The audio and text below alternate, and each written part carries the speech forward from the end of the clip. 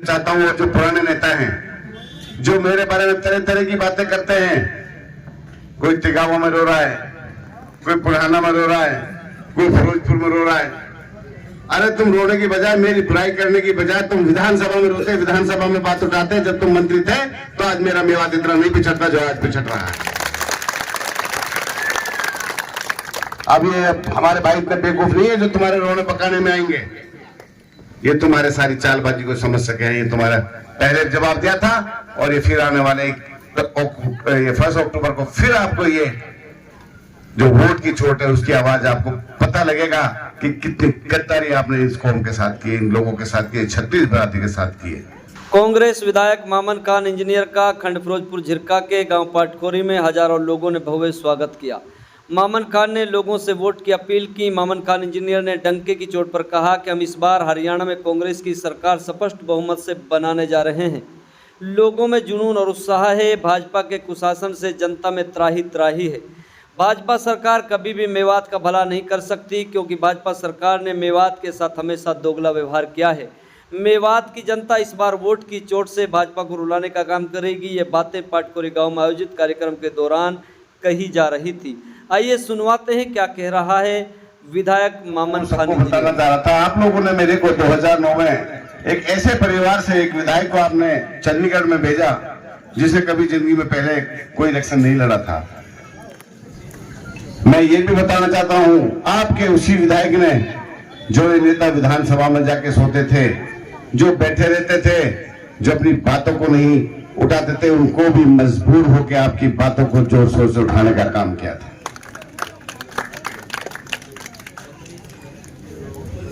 मेरे विधानसभा के साथ साथ 2 विधानसभा और लगती हैं।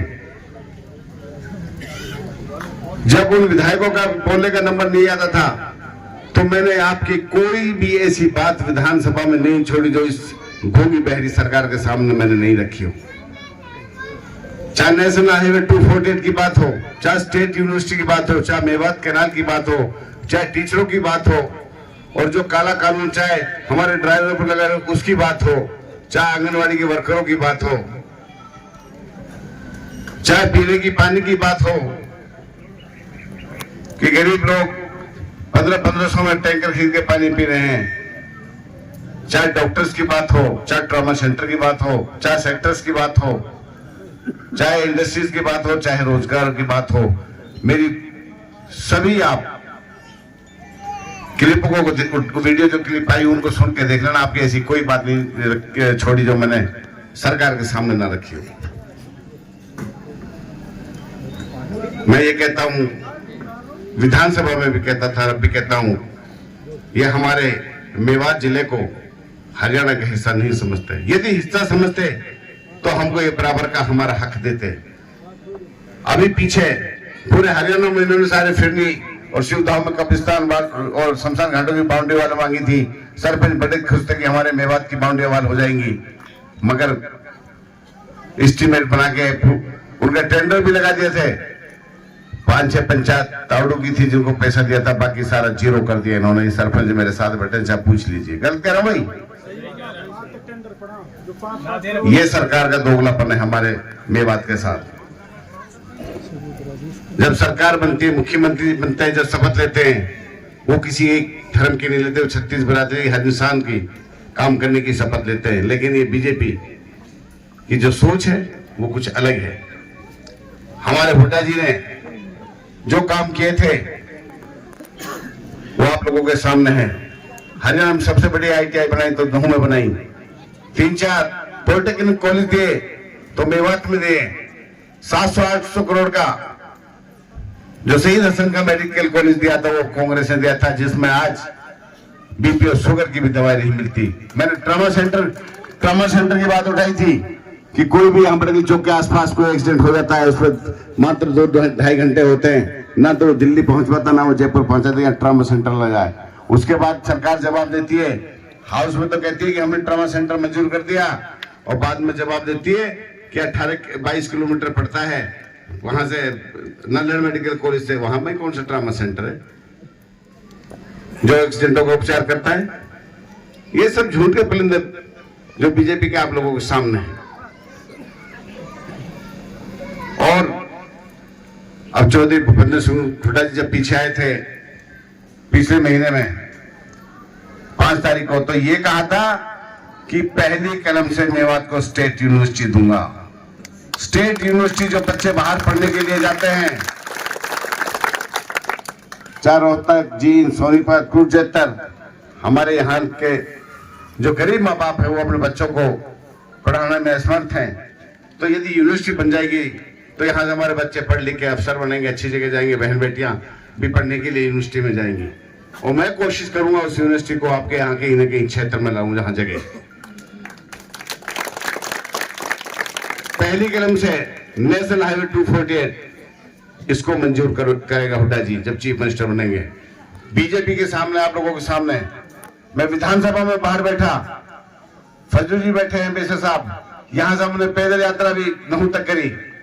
वैसे इनका डीपीआर बन रही है, सरकार आचार संहिता हम अब बना रहे आप लोगों के सामने ने क्या हाल रखा।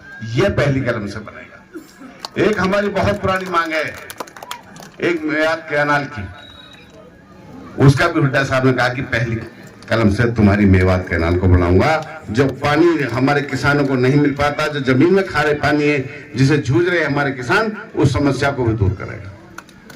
और यदि आपका भाई यहाँ से एमएलए बनेगा और मंत्रिमंडल में भी हिस्सा मिलेगा, ऐसा कोई इंसान नहीं है जो आपके हक को खा जाए। विधानसभा में पूरे हरियाणा में लेके आऊंगा।